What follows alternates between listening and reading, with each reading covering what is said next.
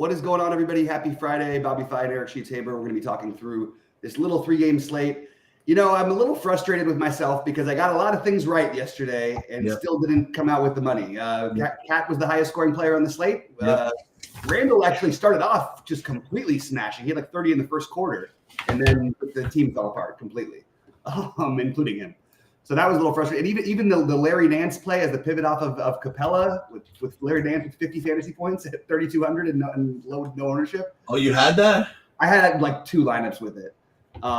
It just was like a little bit tilting, but I mentioned it on the thing, and I felt like I could have done a little bit better. So a little disappointed over here. How did you do, Sheets? And then we'll get into today's slate.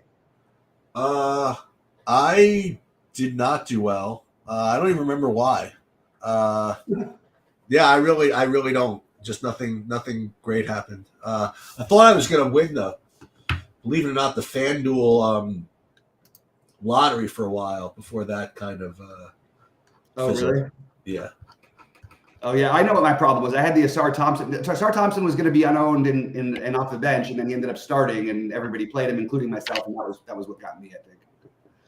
All right, so we got a 3-gamer. It's a weird little gamer. It's a 3-gamer too because the value is very suspect. We do have no Lillard. We'll get into that, but it's just kind of a weird slate because you're going to want to try to fit guys like Giannis is too cheap, still at 11-3, especially in this matchup where sort of basically the team that's been the best team in the East this season.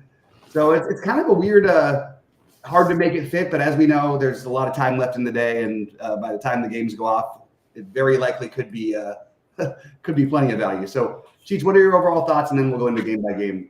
One thing that unfortunately I'm learning about from being home with COVID is this DoorDash Uber Eats thing.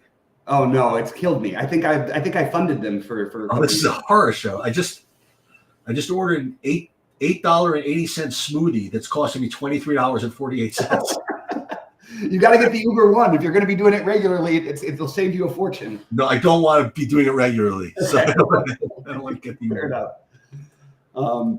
When Stacy was like all laid up with the knee most of the time, and she was like every day, like new freaking packages were coming. I'm like, it's like right. It's so expensive, this knee surgery. It's expensive.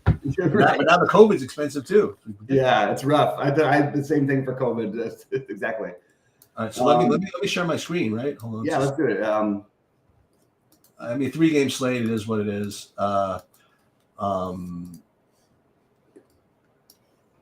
Okay, so let's look at the schedule first of all. So it's a 7 o'clock, a 7:30, and an 8. All right, not a very very easy go to bed early slate. Get ready for the Saturday. Or go out for the night, depending on what your fancy is. Mm-hmm. I don't see. Wow, I mean, this is early, and my projections are probably early too. But I don't see anybody even remotely close to being valued. Yeah. So we're going to see how lineup construction kind of works. Like in the Charlotte-Philly game, I mean, I'm seeing Miles Bridges again at 6,300, I guess. Oh, my God. This is a disaster. Well, the real one, the one that's going to be, and you guys have got him lower, but I actually don't disagree with it. It's a very speculative thing, this DeLon Wright play. Because DeLon Wright is, I think that the SaberSim projections are basically like assuming that he's going to start, and they've only got him at like 18, but he's 3K. He's basically been out of the rotation, but with no Damian Lillard, sort of the natural thing SaberSim always seems to do is plug in the guy who plays the same position. But we sort of forget, like with Giannis and LeBron, they kind of play point guard on their own. They don't really necessarily need a true point guard. So it feels like a speculative play that I would love to take at low ownership, but I have no interest SaberSim is projecting 60% ownership on it. Probably not going to be for me if that's going to be the case. Listen, what we have to do for me is like with the COVID, you can't, I don't want to go into long COVID here. You can't like mess with my brain. I was just talking about who I like in the Charlotte Philly and went straight into some guy not from this game. Oh, you said the thing about value. I was trying to respond. I was like going right to Charlotte Philly. I'm like, well, who the hell? No, my bad. I was just trying to respond to the value. Okay. So now we're going to have DeLon Wright if he starts. I mean, you got to play him, right? If he starts, you definitely do. But there's I would say it's more likely that he doesn't than he does. Okay. And then you just have to question what you think the projection really should be on him, because that's going to be the big deciding factor, at least as of this moment. But we can jump into Charlotte Philly if you want to. Why don't you start talking about the game, and I'll start running a build. How about that? I'll make myself useful in some way. Okay, so Charlotte Philly. Look, LaMelo had a huge game last night. I wonder, this is a potential thing that could happen. We're not 100% sure whether he'll play tonight, and we're not 100% sure whether Brandon Miller will play tonight. I loved LaMelo play last night, and I wouldn't mind playing him again if he does play and there's no restrictions. He does tend to sit on some of these back-to-backs. And Brandon Miller missed last night. So that's sort of going to dictate what I want to do from the Charlotte and Philly side of things. As far as where do we have Bridges? Yeah. As far as Bridges goes, I would rather play him if Brandon Miller doesn't play, but I'm happy to play him anyway because there's just not that much out there. And then Nick Richards is a reasonable price at center. So a lot of interest in this first game for me. You've got Embiid supposed to be back today. I am not as high on the Philly side with Embiid back outside of Embiid himself if he plays. That's pretty much where I'm at in this game. I agree with that. But so again, Miles Bridges and maybe Embiid. I'll leave it at that. How about that? Mm-hmm. The guy that I'm getting from the Milwaukee is the other one, is the Andre Jackson. Oh, we're on the next one. Okay, yeah. So Andre Jackson is the one who you could argue. The problem is he's an extremely low usage player who starts anyway. He put up 6 fantasy points in the last game in 25 minutes. Good defender. I'm not sure that I want to give him as much of a boost as maybe. I'm also getting 40% of AJ Green. He's the one who I think I would play. And I think he and Gary Trent would be my 2 favorites, to be honest. And if DeLon Wright's low owned, it will become DeLon Wright, but more likely I think the AJ Green and Gary Trent makes sense to me personally. And I think you kind of have to play Giannis if you can tonight. You have to try to get him in. With no Lillard, he should have what is his projection at? It's at it's too low. It's at 60. I think it should be closer to 70 with no Lillard. That's just my take. In a fast-paced game against the best team in the East, he's put up 70 in his last 2. I don't know. To me, it feels like I feel like you got to try to get him in on this slate if you can. Cleveland any Dean Wade?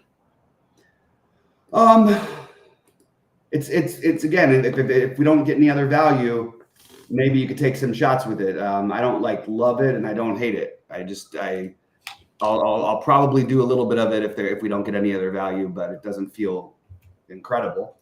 I'd love to play Mitchell and Giannis, but again, I think we're going to have value is my guess, because the back-to-back for Charlotte, the back-to-back for OKC, we might get some news from one of those teams.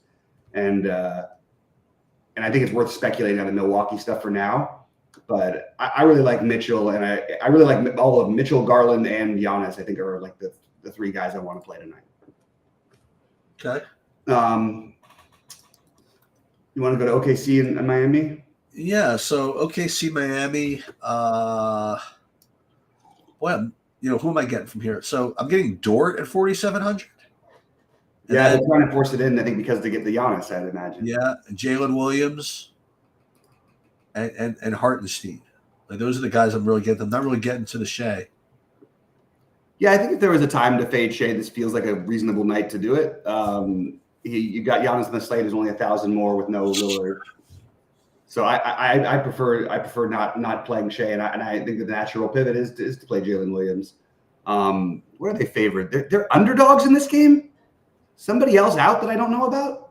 I have OKC. What are they, 2-point favorite? They're a 1-point underdog. How are they underdogs? That's bizarre.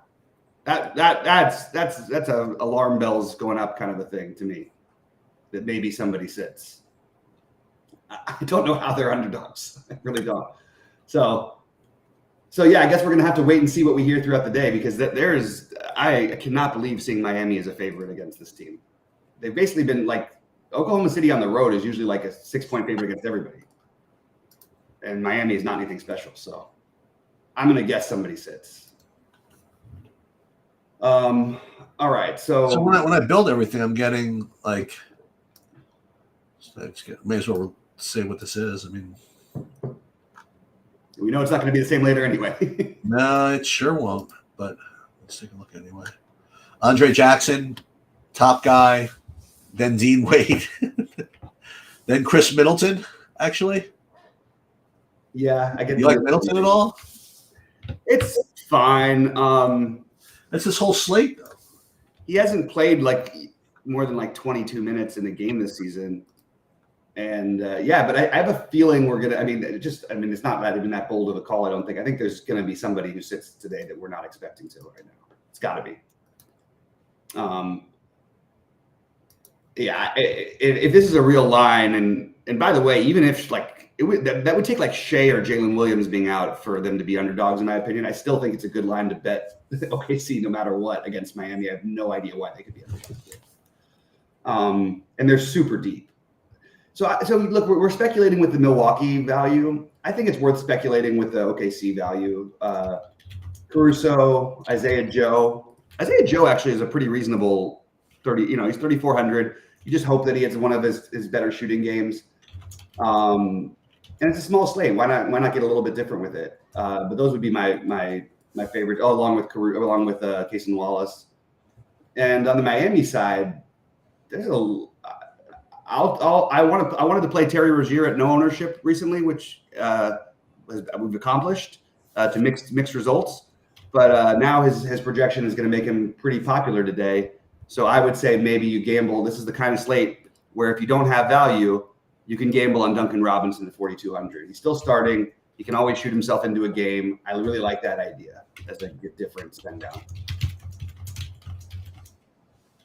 Okay. All right, so that's. I mean, look, we'll be live at 6. It's a little hard to analyze now because I do think there's going to be something today, and if there's not, it really depends on what projection site you're looking at. Is DeLon Wright looking like a good play on some?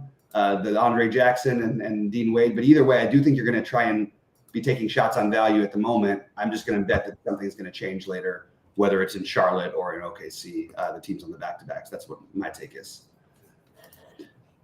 Anyway, with that, I just want to give a heads up at 2:30 Eastern. I'm going to be doing a position by position NFL show with Adam Perry. And wait, what are you doing? A position by position for Sundays at NFL nice. with Adam Perry.